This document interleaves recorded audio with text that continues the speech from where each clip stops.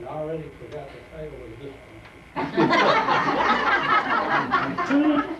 That's all right, Jim, think about it a little while. Get to the point. You might think this is funny, but it's true. I know how that is. Do we ever understand? This all started down Columbia Street towards Stager. When, oh, I thought somebody was.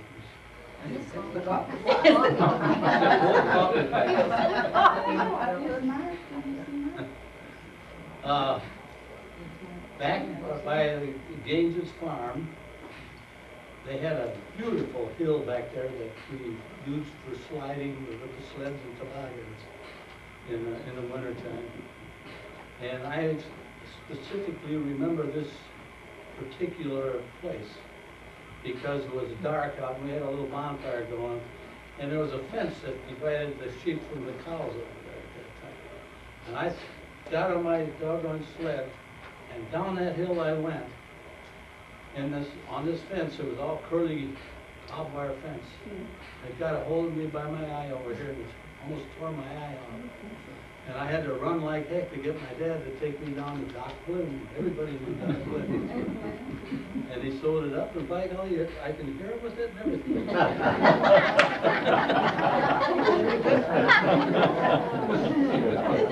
You probably put some extra things in there. Well, when I was about 13, there was two guys, special guys, that I used to hang around with all the time. Russ Elwood and Charles Pressman. Does anybody remember this? Oh, yeah. Right? Yeah. We were just sitting on this teeter-totter. I got one of those jokes too. We were sitting on a teeter-totter, and I said, hey, let's take a trip with our bikes. Okay, we'll take a trip. Went in and told our mothers and fathers we were going to take a trip. They all agreed with us. And we all had about $15, maybe $20 apiece. We got on our bicycles, and that evening we were at Fowler, Indiana, which is quite a way from here. And we slept in a field, cornfield out there that just got done thrashing, and it was nice and soft, so we slept in the field. And we got a little bit further down the road, and see, where was I now? Fowler? Indiana. Yeah, Indiana. We get down to Seymour, Indiana. It looked like it was going to rain, so we were looking for some shelter, and we were driving along and sees this eagle at a hole on the golf course that was on the other side of the fence. So we jumped over the fence with our bikes, sat there for a while, and the wind started blowing like heck, and then it's a wonder it didn't blow me off of the doggone earth because I was a little kid then. But it was a cyclone or a tornado came through there. And we found out they were having a couple of them that week, and we didn't realize it. So we were kind of careful when we were riding our bikes. And we were going down this road, that's the main road that goes through Seymour, Indiana. And it started to rain.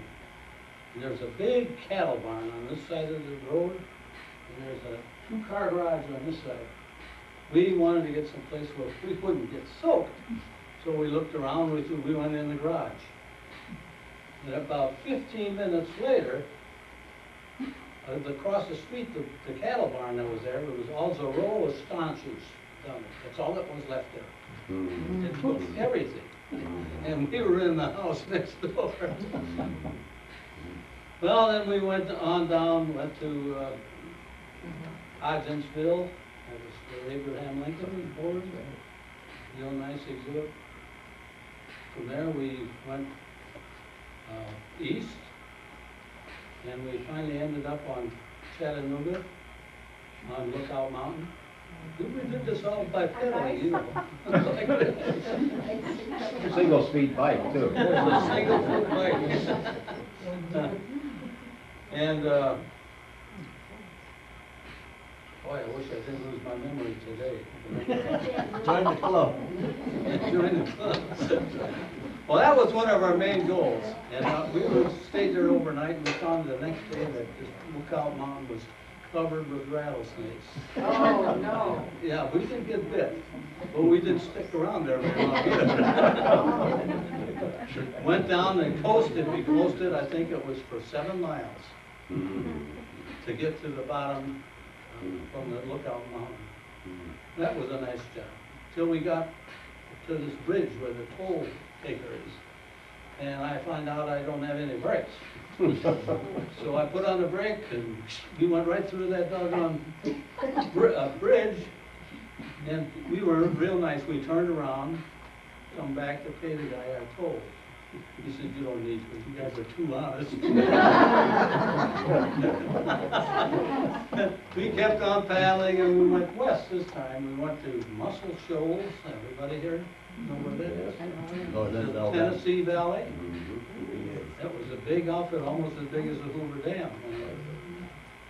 And we were both studying to be engineers at that time, so we thought it would be a good idea to investigate this. This kind of a whole day there.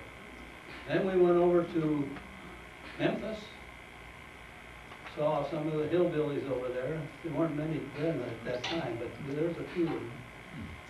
From there we went over to Cape Girardeau, that's in Missouri. Up north, we went to Starved Rock, that was our major stop. We stayed there for 2 days. But we had one heck of a great time. And if you could ever get a chance, you want to go bicycle riding, there's one little thing you have to do. Stay on the back roads and stay away, just try to stay on the curb so that you're not knocking your heads out all the time. But any more about this? Another little, Jimmy, how old were you? 13 I think at that time. Can you imagine letting a 13-year-old kid go off and do that today? No. No, it would never happen. No. Never happen. My next episode, that's it. You're supposed to help me.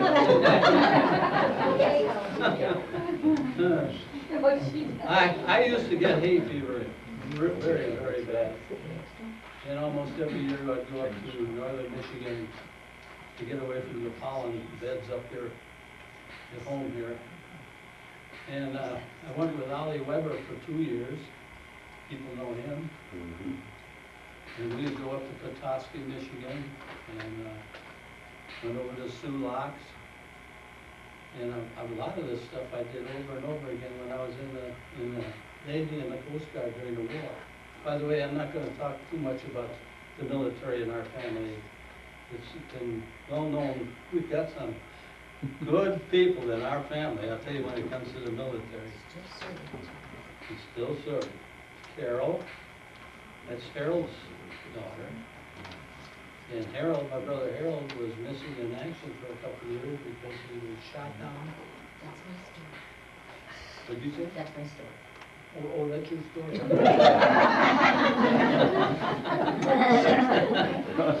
Maybe I ought to get back to this other one. Here, when you need this for your throat, then I'll talk. Oh, okay.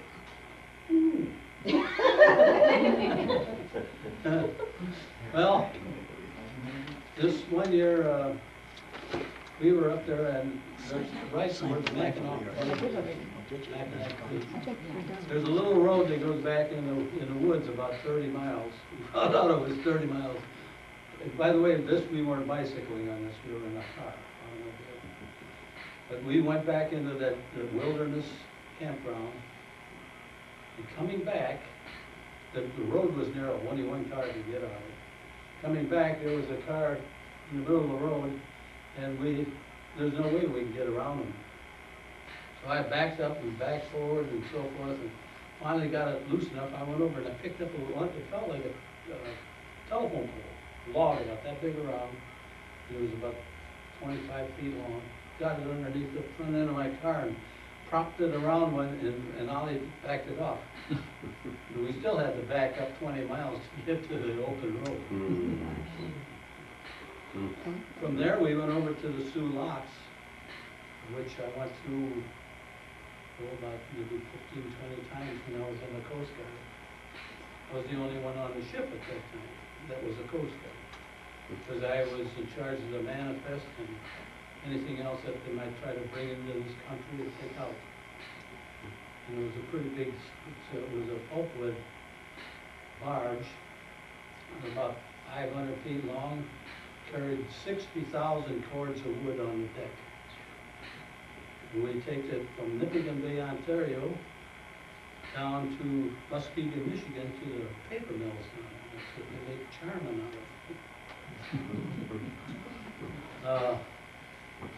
Going back, we went west to Munising, and Munising has a federal, I think it's a federal port, not port, park. And it's called some kind of sand dunes. And it's been nothing but sand dunes all for years and years and years. And in Munising, I got to know a lot of people around there. I stayed there by myself in a tent for about 3.5, 4 months every summer. After I got to know a lot of people up there, I rebuilt whole what do you call them? Motel rooms. They had 20 of them, and I put the plumbing fixtures in all of these things, and they paid me a little bit, and I also get enough to sleep in and everything else around. That area up there, by the way, is owned by the Cleveland Cliffs Iron Corporation, which is a big business in both the paper mill and regular sawmill. To load the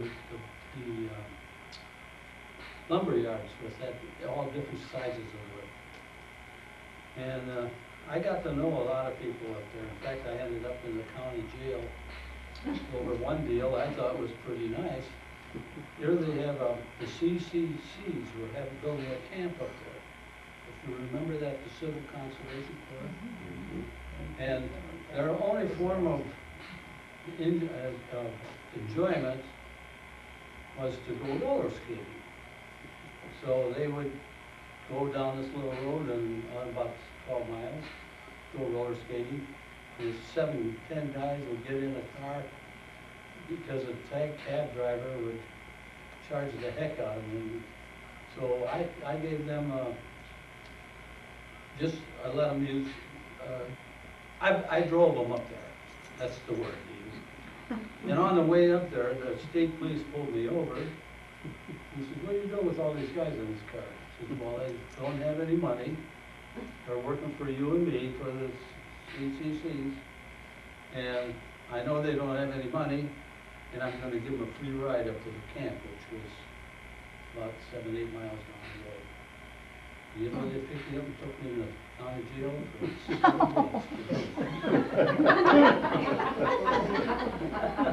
weeks. That's kindness. There were 2 guys in there. I don't know what they were in, propelling booze or something. Anyway, I was out mowing. I was a trustee. The county had a it was a family living. It's sort of an apartment. That's what you call it. They had this. The 2 guys that were in the jail for something or another, I had them mowing the lawn for me while I was doing the dishes on the inside. Well, they didn't stop mowing the lawn or didn't do it because when I got done to put them in lock them back up again, they were gone.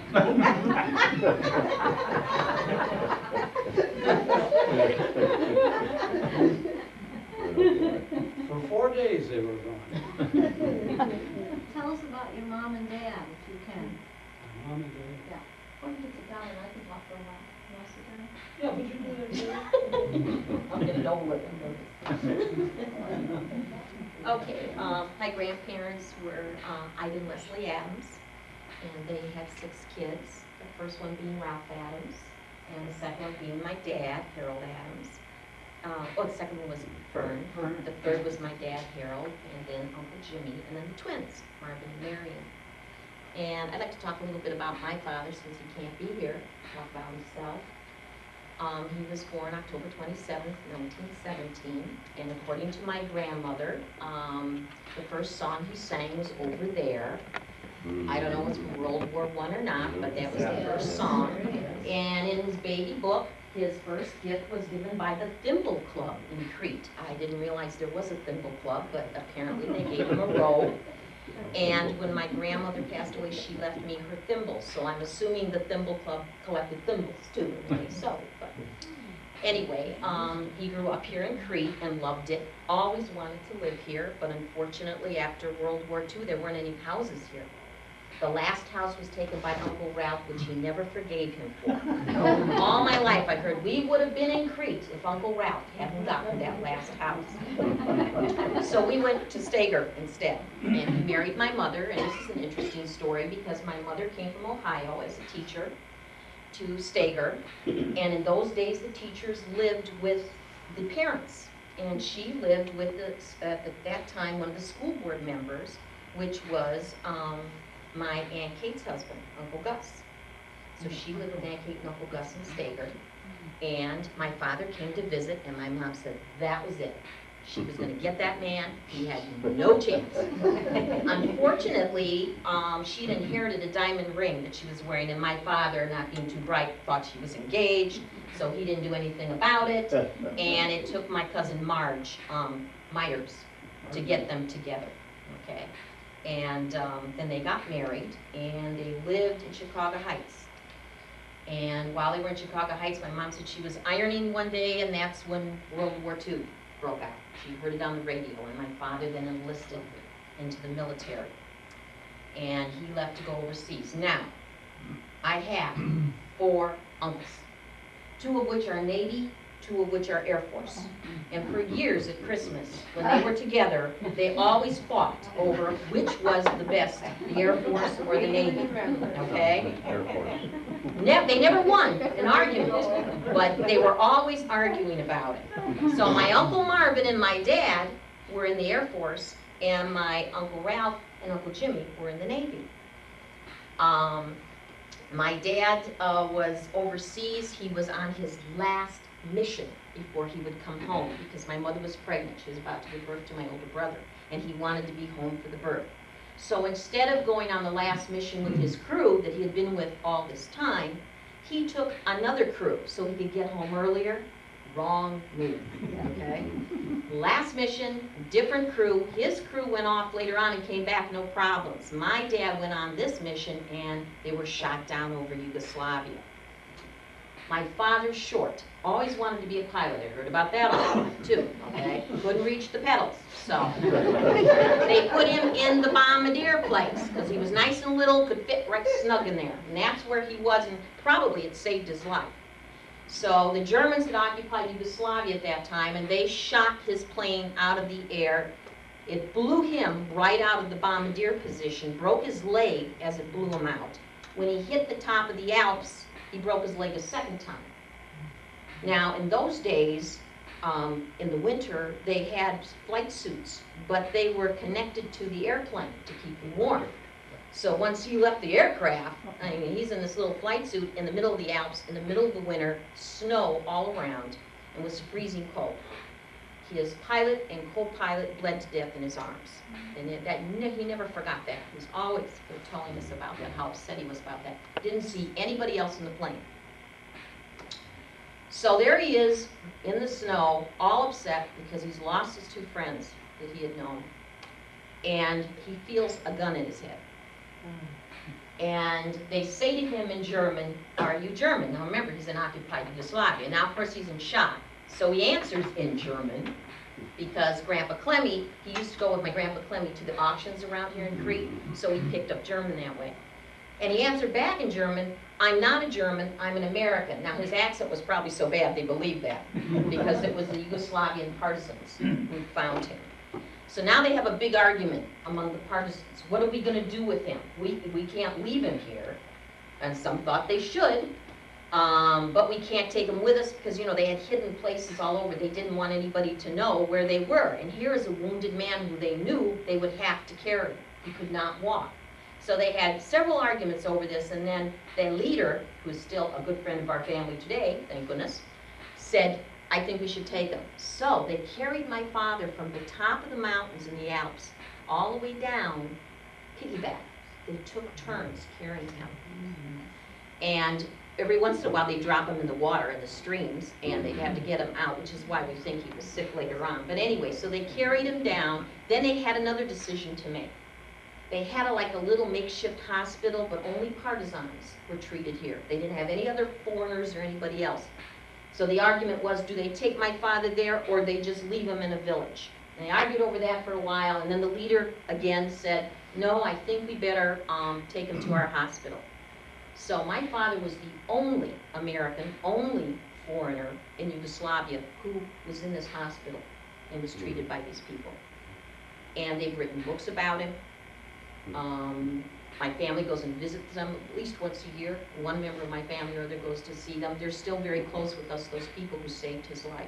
I would not be here if it wasn't for the Yugoslavians. So every time I see Serbians and Croatians and they're fighting about it, I say, I just love that country because I would not be here otherwise. But anyway, so he was in the hospital for a while. Now my mother was getting a telegram that said he was dead. My grandmother, Adams, believed it, she told me. But she said, your mother said, no, I would know if he was dead. I know he's alive. And she had given birth to my brother by then. So about 6 months later, she got another telegram saying he was missing in action. Later on, they told her they had to lie the first time because the Germans were intercepting their communications. And if they thought that he was anywhere in that vicinity, they would go and find him. So that's why they lied to her. And my father indeed said that he didn't, because his clothes were ripped and full of blood, and they didn't have much, the partisans, because they traveled light, they would, when they killed Germans, they would take the clothes off the Germans and put them on my dad. And he said the only bad part about that was they were full of lice, so he's constantly cracking these lice all the time. I can't imagine what that must be like. But he said there were times when they'd hide him in caves that he could hear the Germans marching over the caves. They all had to be very quiet. They had to bury their medical supplies so no one could smell it. And there were several times when he really thought, you know, that his number was up again. But he did survive, and they did bring him back home. They did not allow him in the hospital. They put him in a tent with 2 other men because they were both so full of lice. They did not want to bring him in the hospital over here in Florida. And this is where I think my father probably got very ill because they set off DDT bombs inside the tent to kill the lice. And of course, we know nowadays that you shouldn't do that. And it was a few years after that he came down with sarcoidosis, which is a rare lung disease, which he eventually, you know, died from. But anyway, so in the meantime, of course, my mother was real excited because she knew all along that he was alive. And then they came back and lived in Crete for a while. I think all of us have lived in Grandma Adams's house at one point or another before our parents moved into homes and that. And my father, after he got out of the service, went into work with the Veterans Administration. He was an adjudicator, a judge. He would judge cases, money cases for them, for veterans and things like that. And he did that until he retired. And my mother was a teacher until she retired. I have lots of good memories of Crete. Coming here all the time, playing with my cousins. I remember Mark riding his bike down the old Crete Road, which is closed to us now, and hid under my dining room table because he had a dentist appointment until Aunt Mary tracked him down and to send him home.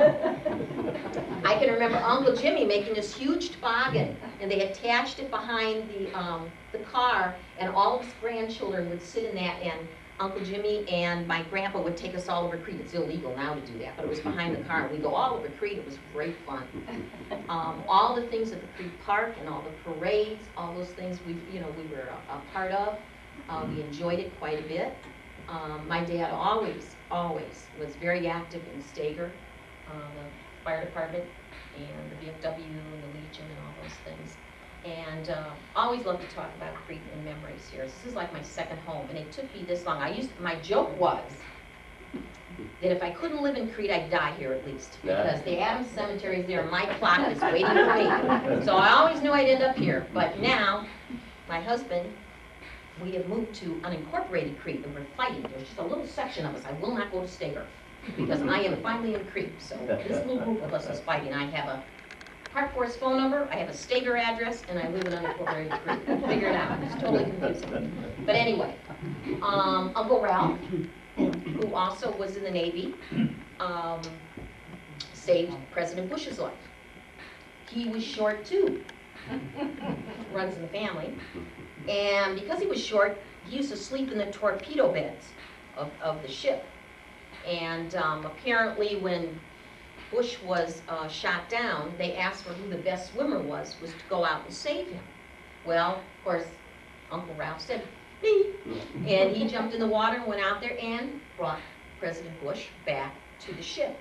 And President Bush never forgot that. Every time he went to Hawaii, he would have dinner with them. When he became president, he invited Uncle Ralph and his wife to come to the inauguration and be with him. Unfortunately, Uncle Ralph was dying of bone cancer at the time and couldn't go. But, so that was an interesting story. I myself am a history teacher, and I'm a history teacher because of my family. Because I grew up with all this Adams history and Adams presidents and all this thing. So when I teach my history classes, we do it through the Adams family. And right now, Charles II has just given Lord Adams a charter over in Massachusetts. Okay? Now, Lord Adams won this charter in a card game with the Charles II because kings have a lot of land but very little money. So he gave him this land. And being a first son, of course, Lord Adams inherited everything. He was Lord Mayor of London, too. So he gave it to his brother, and that was Henry Adams, who came over here in 1637 with his wife and started all of us. A year ago, I was in Massachusetts. We go to the Adams family homes here, and because we're relatives, we get to walk and sit on chairs and all that good stuff. It's really neat. But anyway, I got to put flowers. It was Father's Day, and I put flowers on great-great-great-great-great-grandpa Henry Adams's grave. So that was kind of neat. The church is right across from where the presidents are buried. Now, since I have a lot of Adams relatives in here, don't forget to vote for Gore. We still want to be the only family with a son and a father president. So I don't care if you're Republican, vote Democrat this time. Anyway, and Uncle Marvin, of course, went into the Air Force until he retired. And he was in SAC, Strategic Air Command. And he was, when I was 5 years old, it was my birthday party, 5 years old, and I got the mumps, big time. And my mother said you could not have a party because I'd give it to everybody. I cried and cried and cried, and then my grandpa came, and I don't know why Uncle Marvin was in town, but he brought him in there, and he was in that uniform, and I fell in love with him when he walked in the door because he came to my birthday party. He was the only person. But all my uncles have always been very supportive of me. I've always known that if I needed anything, I could go to them. I think that's really fine, and I think that's a good example of the way my grandparents raised their kids. And my grandfather and grandmother had 17 grandchildren. I don't remember ever feeling that they liked one any better than the other, and that's a gift that you can give to your grandchildren. But anyway, so Uncle Marvin's retired now, and he's in Texas, and he retired from the Air Force. So my father retired from the Air Force, my Uncle Marvin retired from the Air Force, retired from the Navy, Uncle Ralph from the Navy too, so they stayed in line. Now back to Yugoslavia, side story. My brother, when he graduated from college, was given a trip to Europe. That was his gift.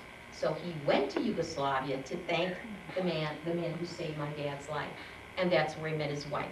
Oh, married her, he had 2 children, so my niece and nephew are half Yugoslavian and half American, and the story goes on, you know. So we still have ties over there, and they still, like I said, write to us, and they've written several books. And now I hear, I haven't been there, but Chinook Air Force Base supposedly has something about what happened over in Yugoslavia with my dad's picture there. I'll have to go see that. I haven't been there yet. But anyway, and my brother currently is in charge of the war games in Germany and also in Korea. So he's half the time he's not in this country.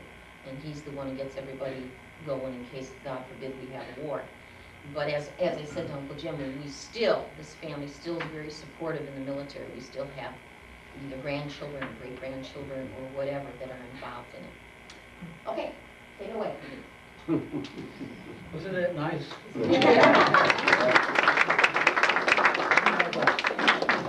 know how to pick it. Getting back to me getting out of jail. I didn't know you were a jailbird. Anyway, there was this picture rock boat trip. This unison go down the coast about 30 miles and they turn around and come back. And we carried 30 people in this boat. It was called the Shamrock. And hanging around the wharf down there all the time, I worked on a couple of fishing boats and everything. They asked me if I wanted to work on the boat, 2 or 3 hours every year, every day. I said, sure. So they had me draining the oil and checking all the gauges and everything every morning before they went out to take one of their trips. And there's a elderly looking guy who sit on a, what do you call those, bollards that holds the lines to the ship. He'd come in there and sit down every morning and look at me, watch me and everything, and I'm down in there and I'm cleaning out the bilges of this ship and everything. And finally I come out and get some fresh air and he looked at me and he says, what kind of engines you got in that boat? I said, well, I got some good ones. There are 2 Model A Ford engines. And he says, do they run good and everything? I said, never had anything so good. We got 5 or 6 good fishing boats along here that docked along that pier, and they couldn't even stand up to any standard that a passenger boat carries. Well, anyway, I was talking to this guy for 2 days, and he said, do you know me? I said, no, I don't know you. He says, well, my name is Ford. And it was Henry Ford. And he was down there every morning after that, when he found out that the engines were 4-cylinder Model A engines. You know, I met a couple other people too. Cecil Miller, and my bunk mate was Larry Eggman. He slept in the bunk above me for 3 months.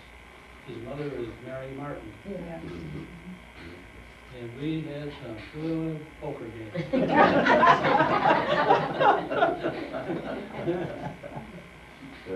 Well, you want to say something? Go then. Why don't you go through the pictures? Go through some of the pictures. Tell us what they are, okay? And there. Did you all see this picture here? My dad, by the way, my dad was very fortunate to have good jobs during the time that the Depression was on. And we always had 2 automobiles. This was an Essex, and the one behind it was a Moon. He also had an Oakland, and one other one. A Marmon. Marlin. Marmon. Oh, Marvin. Marmon. This picture was taken out of our favorite swimming hole. Where do you think it would be? Dashers. Dashers. That's where it was taken. Where's Dasher? It's right next to the vacant lot.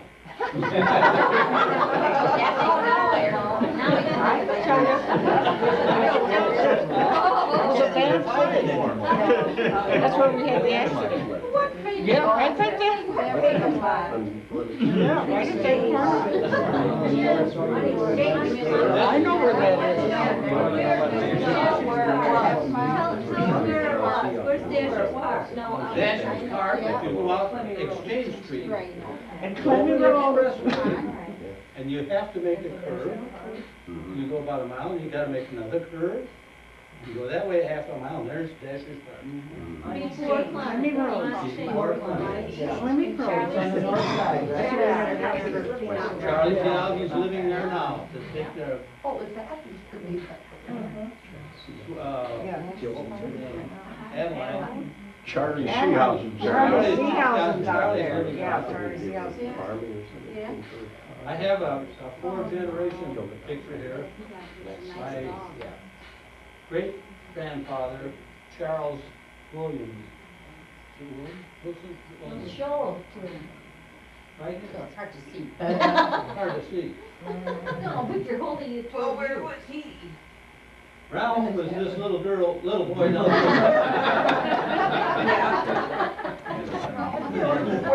This is my father. This is my grandfather. His father. That was his great father From Massachusetts. from Massachusetts. Now, most of the Adams that came to this part of the United States in a little town named Luxembourg, and it's in Vermont. And there's several other little towns around that area that were Adams when they came over to this country. Quite a few of them migrated right to this area. And they heard about the gold rush in California. That's in 1849. And 7 of them, these people went to California. They got together and they went to California. My great-great-grandfather was one of them. And when they went out there to get rich with the gold, evidently it wasn't doing so pretty good. They turned around and came back.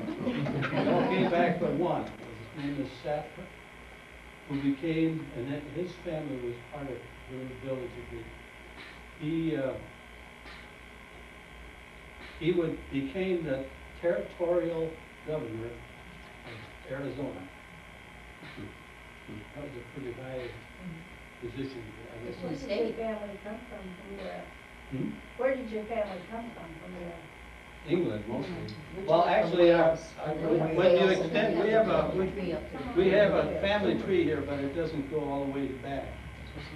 We've got it figured out so that we're related to Charlemagne. That was 620 AD. This man over here is the one that knows all about that. Yeah, except I can't remember it anymore, Jimmy. I have a book on the Addams family that is, without exaggeration, it's over 3 inches thick. The Addams is all over this country. I once asked my aunt if all these Addams people were related, and they are, but she didn't know that. This is me. There's a judge. Here goes the judge.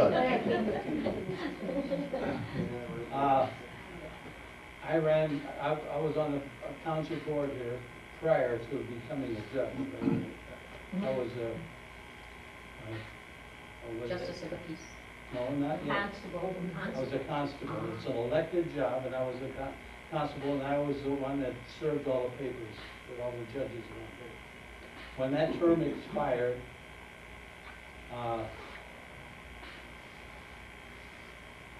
who the heck was the next one? Justice. Oh, the Justice of the Peace. I was elected for Justice of the Peace, and during that time, I had 13,000 cases come over my court. Most of them, about 95% of them were speeding, family squabbles. Well, I got in a couple of good ones with those. I have a question. Yes. Now, I've heard this, and I don't know if it's true. Is it true that when the town needed money, you get in the squad car and you pick people off as they went by and help them? Don't answer that, Jim. Carol. Quick court, give me the money, goodbye. The money in the funds. No. No. Well, anyway, getting back to this. I was elected full-time judge. $9,000 a year was the pay. And I set up the court over Monique. Oh, when was this? It was in 1961, I think. Either 1961 or 4 years before that.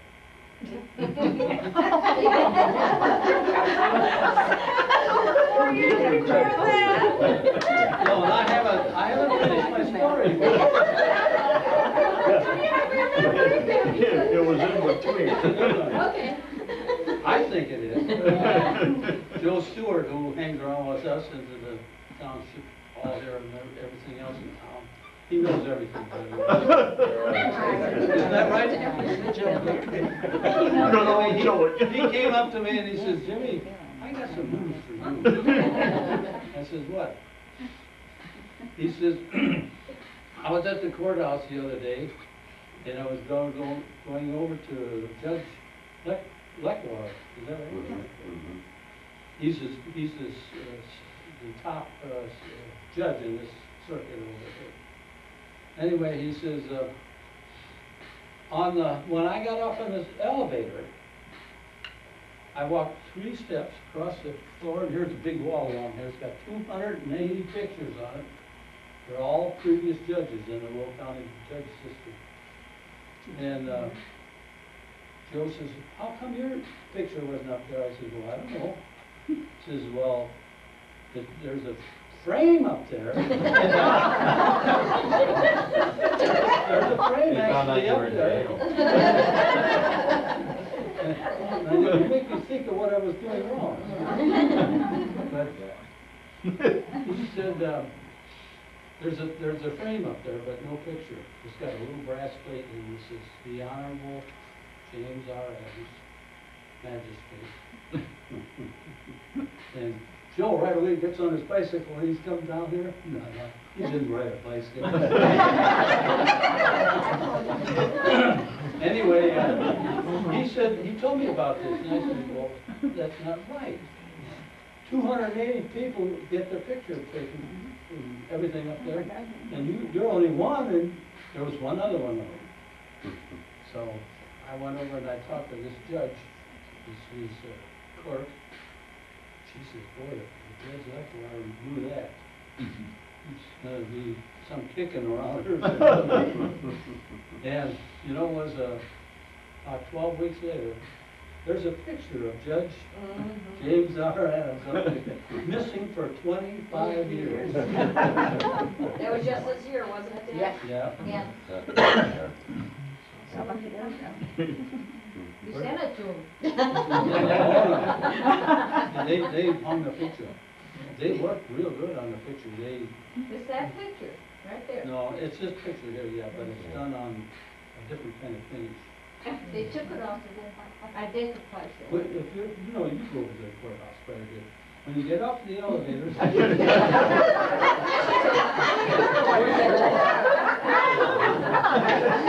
No, Phyllis. It's on the 4th floor. It's on the 4th floor. No, She's gonna verify it. even Hey, us Dad, judges- how many people did you marry? About 400. That's good. We had a lot of them at our house. Yeah. Yeah, a lot at our house. And I played the organ. And I threw the rice. Yeah, we did. Back and field. There's something you wonder what we do in our spare time. Mary and Mary's sister and my boss. I was at James R. Adams, general manager. I had that position. Chrome crankshaft of California and chrome crankshaft of Illinois. And what we did is we remanufactured crankshafts for General Motors, train engines, train motors, I guess. But once in a while, we would take our better customers out for dinner or take them fishing. For the Black Hog Dance. I think that's the one in that sale field. 77 pounds, 9 foot 6 inches. 9 foot 6 inches. Bigger than you. Anybody's bigger than him. I don't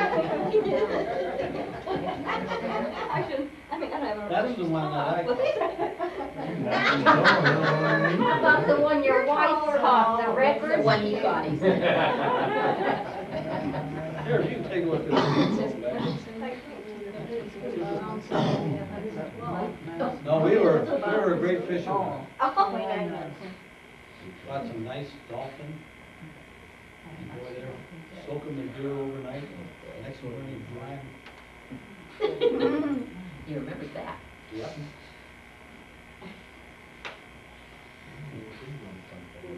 I had a.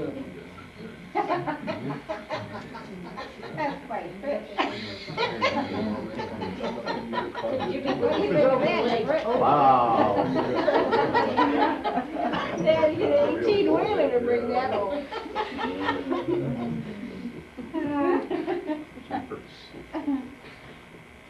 While there's a lull, I'd like to make some introductions. That'd be great, go ahead. Jim also had a sister Fern, and most of her children are here tonight. Here. Yeah, that's okay. okay. I didn't know which one. Okay, One. this is Dean.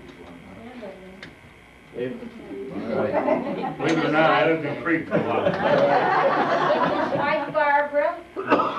They are from Springfield. And there's Doris, her daughter. I live in Springfield. 2 years. Of course, you know Jackie, that's not good. Jackie's our cousin. Yeah. Yes, she's got From the relatives. Adams, from the Adams family, though. Yeah, right. And there's Deanna and her husband. Stan. Okay. And this, and then we have our kids here tonight, Melody, Myron, and Martin. And Fran and Jane Adams. Jimmy's cousin. Of course, that's their relatives.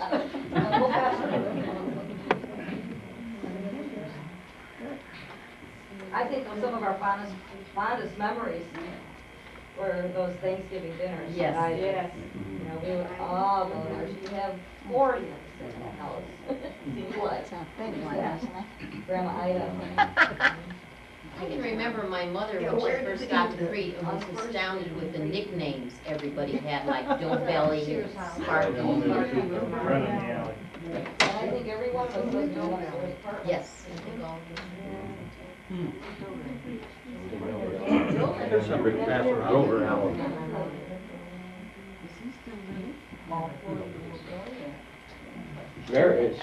Mary just mentioned Fern's children, Don, Dean, and Doris, and Mr. Gwinnett ran the smokehouse, the pool room uptown here. Yes. And Fern was married to a fellow called named Cliff Williams. And they had these 3 children, all beginning with the letter D. And Henry Gwinnett says, well, that's the 3D stock farm, because at the racetrack out here in Lincoln Fields, there was a racing stable out there, it was a 3D stock farm. So he called it the... All I heard was that the 4th one's gonna be a boy, a girl. Fifth, sixth. Oh, 5th one? She was gonna name it Damn It. It was Don, Dean, David, Doris, and Deanna. And if she had the sixth one, it would be Dan. They have one brother, Don, that's still in Springfield, and then their brother David was a military man that Jimmy can talk about, and he died about. He's got a lot of stuff up here. 85. He's got a lot of stuff up here about David. Why did you guys name us, like, all your kids were M's, all Aunt Fern's were D's, and my First parents, started. and my parents, it was all C's. Yes. You know, so we all were. Well, I used to like Where they belong. Jimmy and Mary before M's, I thought that's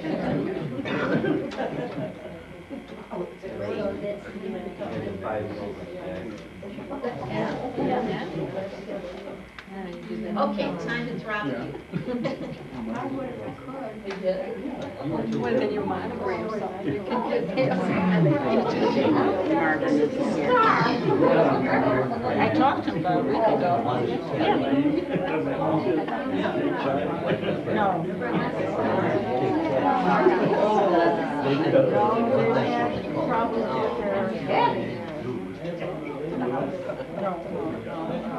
Well, that was last year. That was last year. I died. What's damage you did on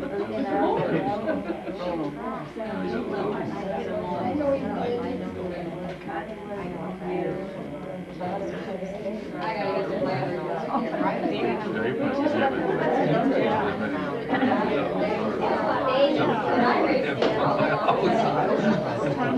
This year you're coming over. There's something else, His daughter goes to college. Jim wanted to talk about, was it a nephew, David? David, so just tell him, then someone else maybe can add some information on it. David was a soldier. Any guy that was in the service that knows what a soldier's shoulder is something else. This kid,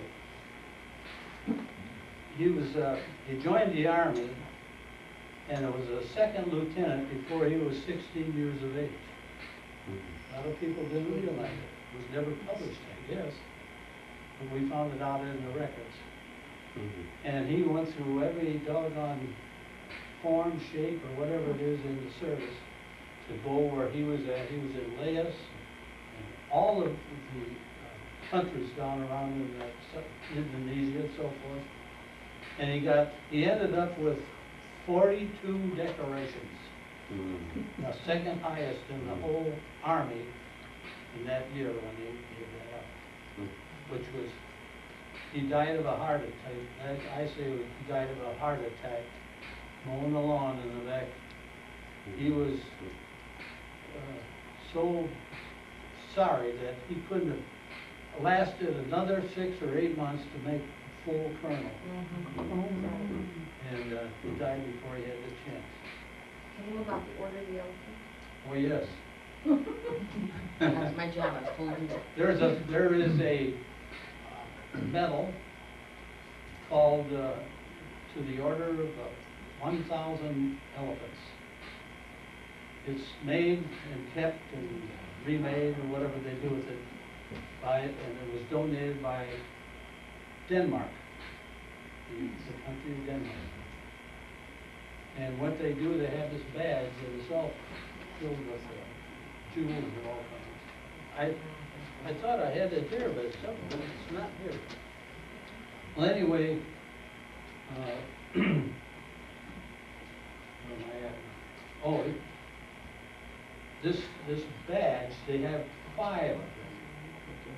There are 5 real diamonds and other stones of value. And then there's 5 of these things that's just an intermediate one.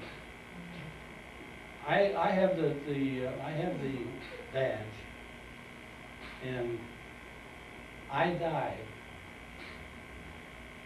The next man down the ladder comes up and fills his place.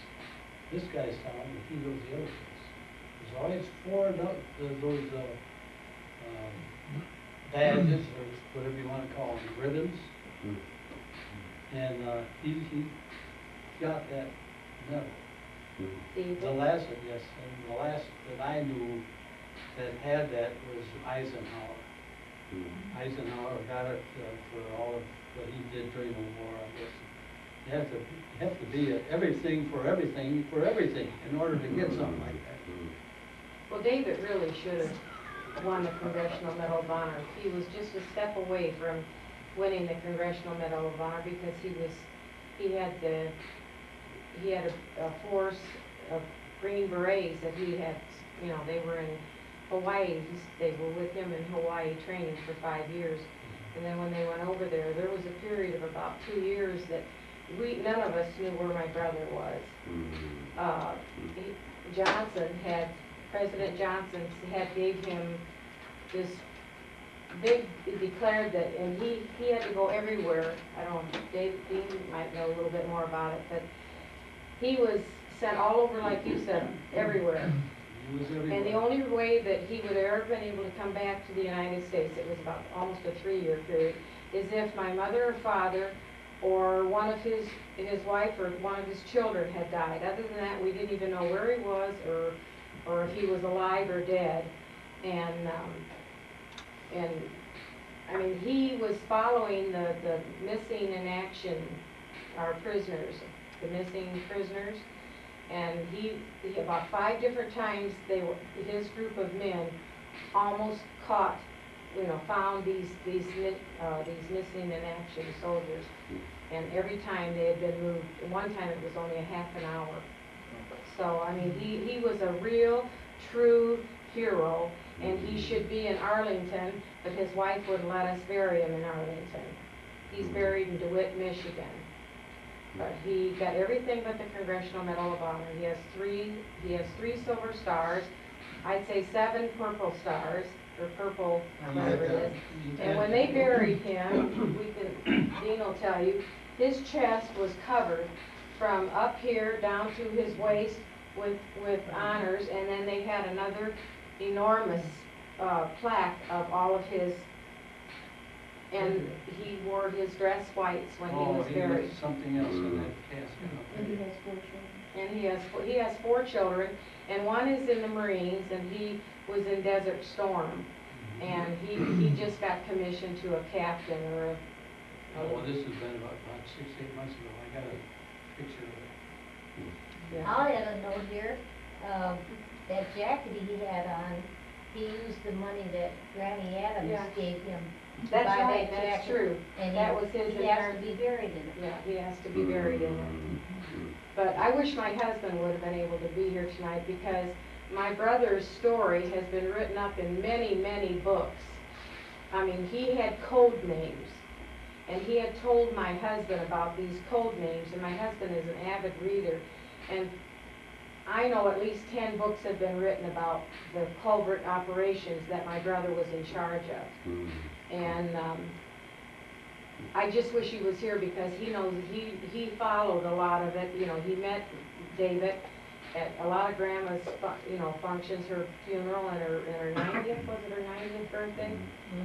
And I remember my husband, when he met the Adams family, we were all together, he says, when they said, go forth and multiply, the Adams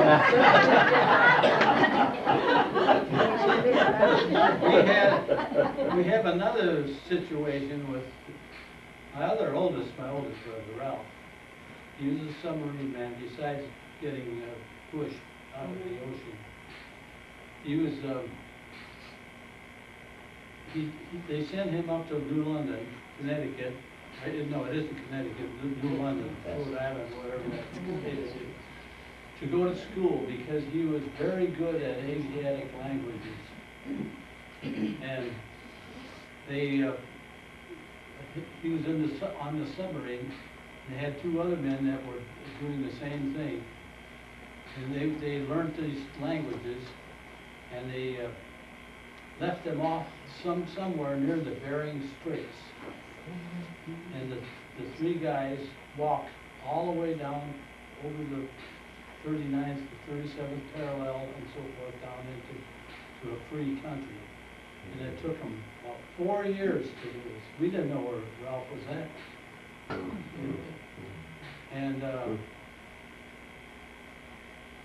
well, it first came out when these the three guys that started this thing, there was 2 of them got killed, and Ralph was still alive. When they were taking him over the 38th parallel. When we were growing up as children, I can remember the little thing that was in Grandma and Grandpa Adams's window that had the 4 stars. And, even when they were off and gone, we still had our Thanksgiving and Christmas dinners. And we were so much aware of the fact that our 4 uncles were away in the service, and we were so fortunate of a family to have all 4 of them return. I mean, that was a miracle, I think. Yeah, that's what I spread around too.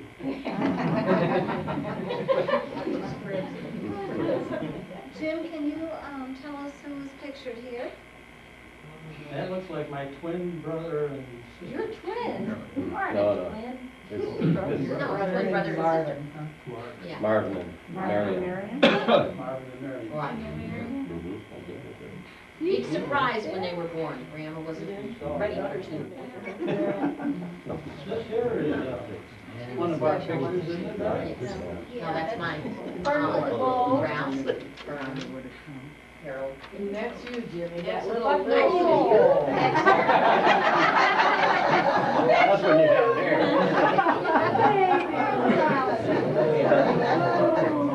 I used to get the biggest kick out of my mother. She had a two-seater, you know,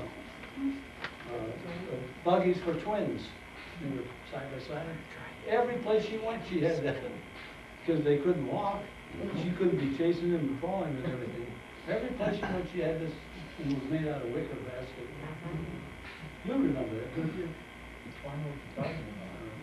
How about the cradles? It was, The cradles, when the twins were born. The baby was crying, so his dad used to push the cradle with his foot. With his foot. Yeah, Oh, so yeah. one night, this baby's crying and he's pushing and he's pushing and he's pushing. And his mother was walking the baby, there was no baby.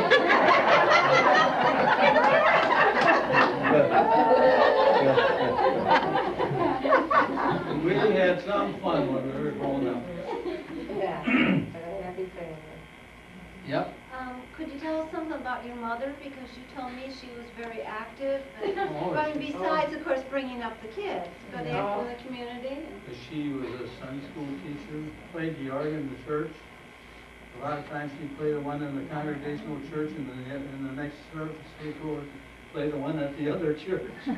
What other church was that? Methodist? Methodist church, yeah. Uh-huh.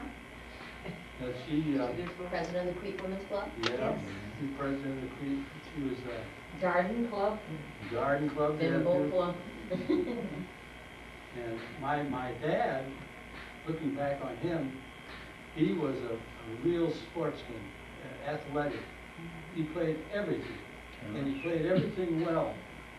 Good tennis. And Doc Spencer Blim, somebody here could all remember him. Yeah. And my dad won the city of Chicago tennis championship one year.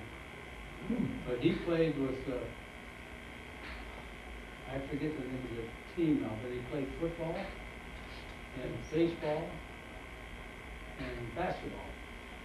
And they had was a paid deal, professionals. And my dad made enough money off of playing that ball games to educate himself. And he's a CPA, my dad was a CPA. And he was Yes, also, yeah. he was treasurer. Secretary Treasurer. He was on the school board for 27 years. Lions. Lions Club, he was one of the first organizers. I'll tell you about Jim's mother.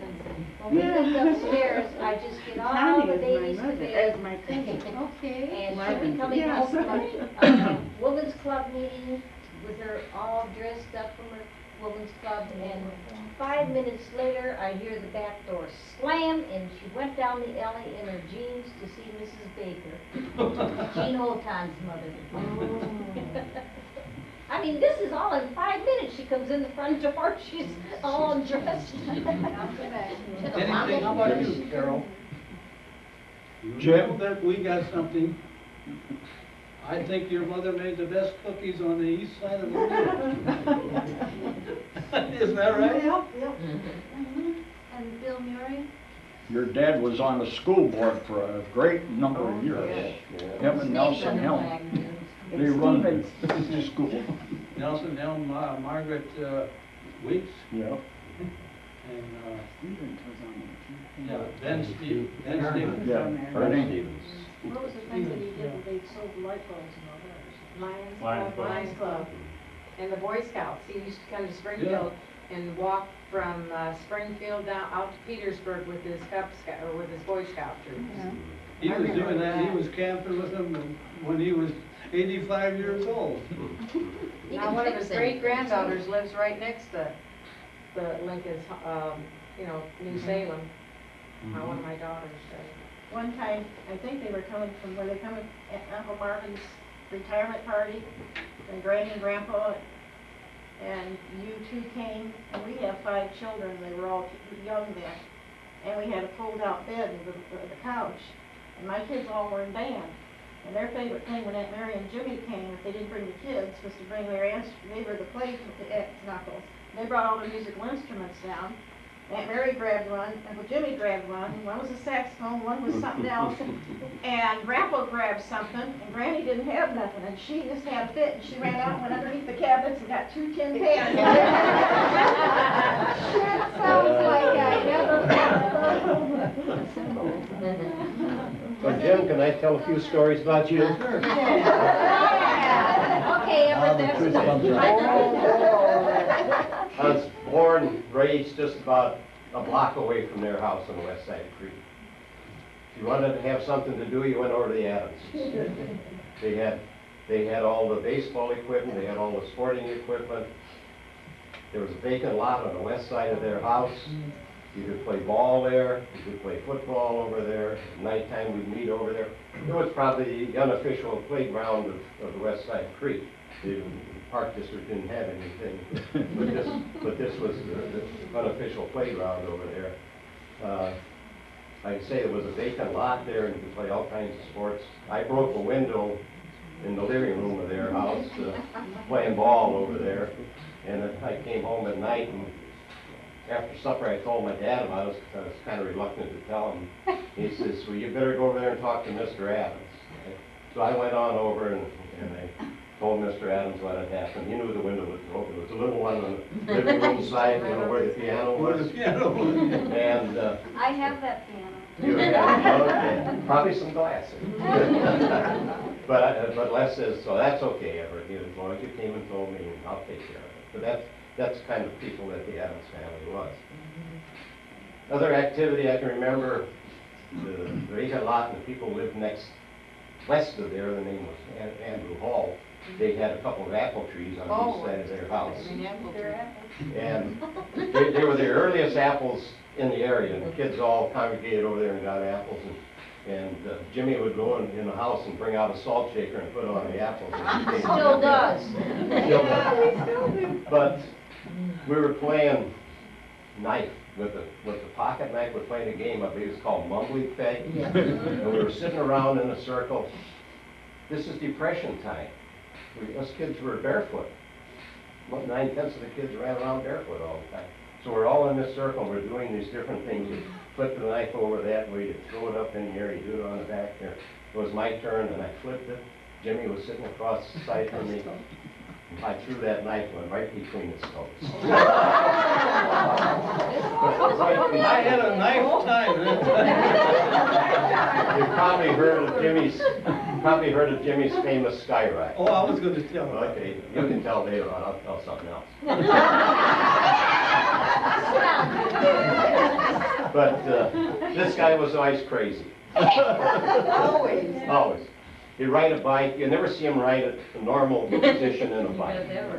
He'd be riding it backwards. He'd be standing up on the handlebars. Anything but normal way to ride. He could stand on his head and walk like that. But I mean, he was something else. I have recollection of the Adams house, and incidentally, some of you people know I did research on Sears Roebuck houses. When I first came across the catalog I was looking through, and I told my wife, I said, Marge, this looks like the Adams house. So I said, I'm going to call Jimmy. And you were living down in Goodnow at the time. So I called Jim and I said, so any chance is your house is Sears house?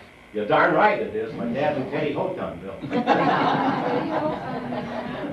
But I can remember very vividly their house, the big living room in front, and you mentioned Ralph.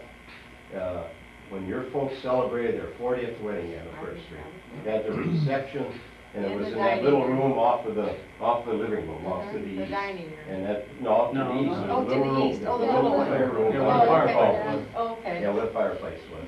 And Ralph was there, and he had brought orchids from Hawaii. Anthuriums. Orchids, oh yeah, it's about those red flowers with the yellow Anthuriums. Okay. Then upstairs at the Adams house, great big room facing to the front. Greatest, biggest model railroad set you ever saw in your life. Little bit really. A lot of ghosts in the closet. This is, I think your dad won this at Campmeyer's or something. This was, these cars were about yay long. I think they called it S gauge in the model. Ives. Ives, yeah, it was They're an Ives. priceless today. Not that long. It You was still have electric. them? Do you still have those Oh, trains? he'd be a millionaire if he had that Ives set today. But it was a real neat set. It was electric. Type of engine and the cars had lights inside of it, pantograph on top. Then this guy got into building HO, which is the cars are about yay long, they're smaller railroad. And he had a great big layout in that room. And then he got the wild idea, he ran the track all the way around the rooms upstairs, from one room to the other. In the wall. This is Jimmy. Thank God he married Mary. Well, that's what I'm gonna get at now. I haven't been paid yet from Jimmy for marrying him and Mary 40 times. about 40 times. We were in the parade here, in Memorial Day parade in Crete. It was their 50th wedding anniversary year, and our historic society sponsored this float, and Mary and Jim were on the float, and you were getting out with the minister, and so I married them all the way from Zion Church all the way up to the park. And you kept saying, okay, now you But can I just still don't cry. Even in two languages. Then they had the bright idea of, okay, we've got this float, and Carol had the float, and we had a great big bell about yay high as you and Mary stood underneath, it was on the float. So they said, well, we got this, we might as well enter the parade down the beach on 4th of July. Oh, Lord, and it rained. So we assembled over at the Lutheran School. We on the west side of Beecher, and it's a big open area. And we're looking, you can see across the road this great big storm coming across the way, and it gets blacker and blacker, and it started blowing and rain. Mary's got her beautiful original wedding dress on, and Jim in his dress uniform and everything. And we just got soaked, we were like drowning. Carol, guess you had a tarp or something you put over it. Yeah, it was running down my neck. But one of these days, I'm gonna send a bill for all my services. We're definitely married, aren't Okay. I have to finish something we started before. My mother was always interested when I was messing around making models and making this and doing this. And she'd always buy me the proper tools. If I needed a coping saw or something like that. She also was always watching out for me so I wouldn't break my neck. You know that Hattendorf Hotel, it was 3 stories high, we got some pictures of that. I put that iron band around the top. So the painters could have a footing to paint the building. I was working out in the tree, and I see they were putting the sewers in our neighborhood at that time. Oh my God. They were having union problems. Then they had this great big digging machine. It digs like this. Parked right smack in the middle of our driveway where we go into the house. And it stayed that way for about 3 or 4 weeks. And one morning in the middle of the night or someplace, something let go. And it blew that machine all over the neighborhood. They put a bomb in it. They put a bomb in dynamite or something. Jim, tell me about fixing the bell at the Methodist Church. No, I want to finish this thing. So I get this steel cable. It's pretty nice. I got it out of the junk somewhere. Maybe my Uncle Myron. I call him Uncle Myron, by the way. Maybe it was him, but we got this cable, some cable clamps, and the 2 trees between the Hall house and our house I stretched this cable all the way across there, which is about twice as far as this room, almost down to the moose house. Well, anyway, I had this thing tied up there and everything, and we had an old wagon with a couple of wheels were broken on it. But the other 2 wheels were good, and they had that rubber round thing that went around. What I did is I took that old wagon bottom and hung 2 of those wheels so that they would slip over that cable that goes. Got a rope long enough on one of those trees to go across the other one, from that tree back to this. Then I told my mother, okay, it's all right for the test ride now.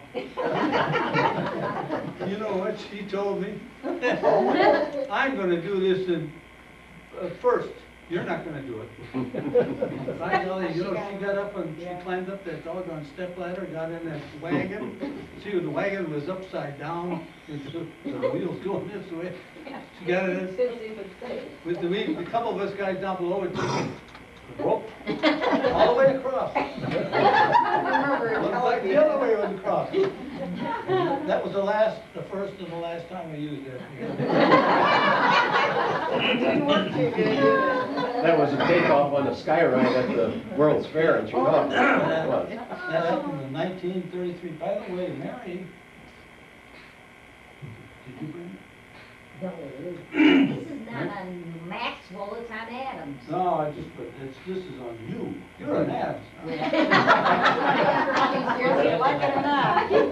Mary got, for 6 years old, 6-year-old, she got a bronze medal at the Century of Progress in 1933 for singing Little Annie Moody or something. I don't know what it was. What'd she say? What'd she sing? Little Annie Moody.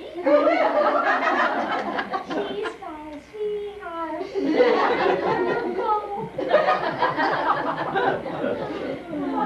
Give you a go.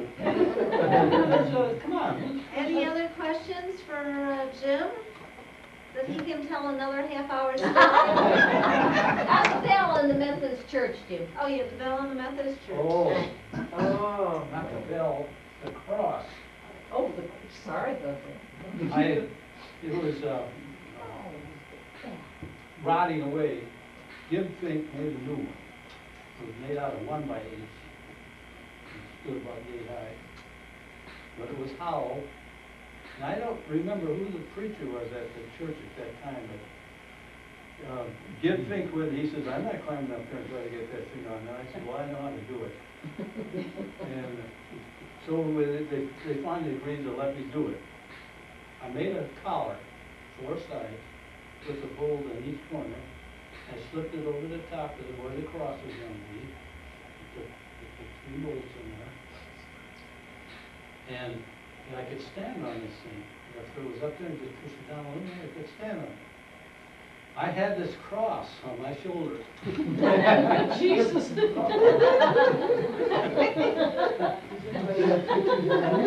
crazy, all right. Well, I got everything lined up. I got a long ladder that went from the sidewalk all the way up to the eave. Then I had another one that went from the eave up to the roof ridge. And from that one over to where the base of the cross was. I got this on my shoulder. I didn't even know anybody was around there. So I put it on my shoulder and I climbed up this ladder and that ladder and I was just ready to set it up on the top and something was tugging on my leg. What the heck was that? It's dangerous, I'll tell you. You can do lots of things when you do it. Who was Well, anyway, here it was the preacher. I was ready to throw him off the roof. It was shaky. It was very dangerous, but I did it. Still there? That was probably Somebody repaired that issue. They put some, the same crosses there. Yeah, same cross there, just as aluminum. That had to be 35, 40 years ago. Oh, Jimmy, it was before we were married. We're married 55 years. seeds there long enough. Still working good.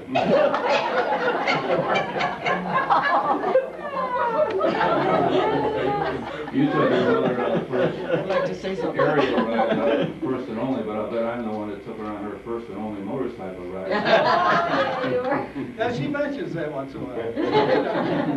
The first one and the last one. Jimmy? You tried And to Mary mark too. on it. And Mary was pregnant. Yeah. And then I kept saying, oh, you be careful now, you be careful now. Jimmy, you mentioned I was Marvin and your pregnant sister that Marion, the twins. Tell the story about Marion.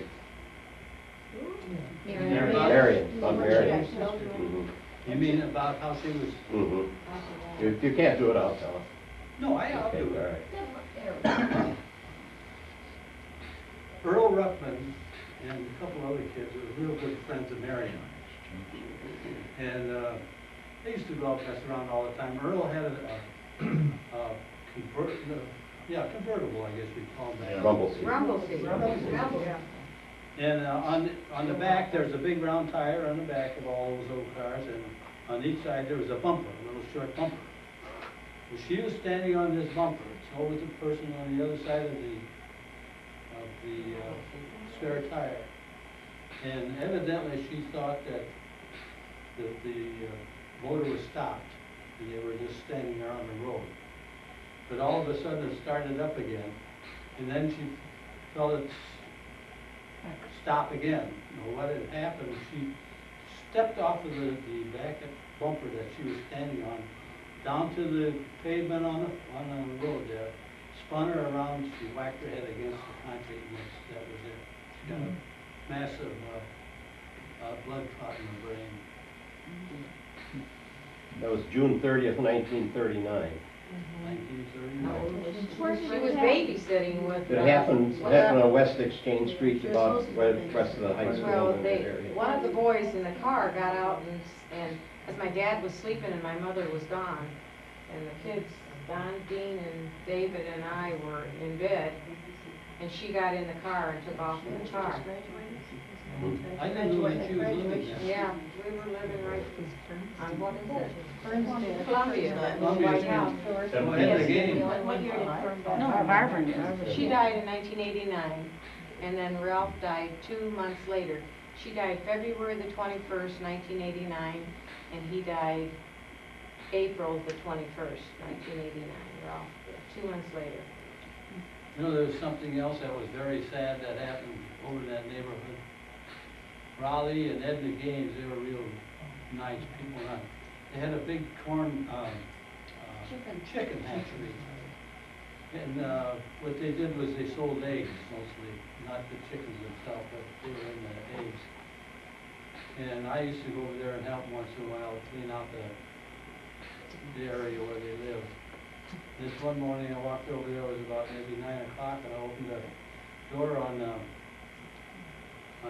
grain shed. They had a big box there where they kept all the grain. And I looked up and here's Walter, no, not Walter. Raleigh. He was hung himself. And his feet was about that high above the floor. Jimmy? Yeah, I was gonna say, let's have one more story and end on a happy note. Yeah. All right, I'll just tell one. I did date Marion a few times, and she was really a fun gal to be with. She was just a live wire, and we used to roller skate in the park about where the South Shelter is now. That was a dance hall in there, and then Mr. Lucky's started a roller skating rink in there. Everybody wanted to skate with Marion because she was just a lot of fun to be with. We had dated a few times and gone roller skating. I think we've gone to White City and City one time, and I don't know, some other place. And one night we went down to Mantino and came home. I had a 35 Chevy coupe, which the doors on those at that time were hinged opposite from where they are now. Anyhow, we came back, it must have been 11 o'clock or so. It was about just west of about where the high school is now, and I got a flat tire. And I didn't have a flashlight, or I was embarrassed. I said, the heck with it. I just I came all the way to Crete and brought her home just on the rim of the tire. Another time we dated, we went to the old Lincoln-Dixie Theater in Chicago Heights, and I remember very, very vividly, we sat in the balcony upstairs on the right-hand side. And I don't know, somewhere through the show, I was going to move in the seat, and something was sticking to my pants. I sat in a great big wad of chocolate. I was really embarrassed. I came home, and I hung those pants up in the closet, and I just let them hang there for about a year, and I thought I was going to get rid of them or something. I was going to take them to cleaners or something. I looked in, and here was a $5 bill was stuck in the little hole. Okay, yeah, that was a lot of money. Would you like to say anything else before we end the program? I just hope He everybody has a enjoyed book it. up there if anybody wants to look through it that his mother made. Oh, wonderful. We thank you very much, Jim and Carol. Thank you. And it's been fun. And so if you want to stick around and talk to Jim and see the pictures, you said there's a notebook or a scrapbook here. Have some coffee, and we thank you very much. We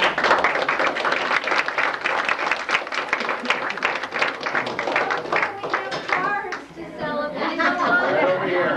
Thanks. You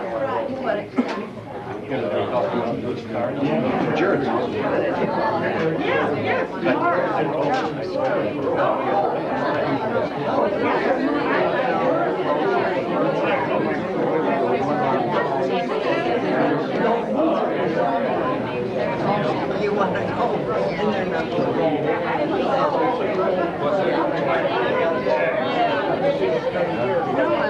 Get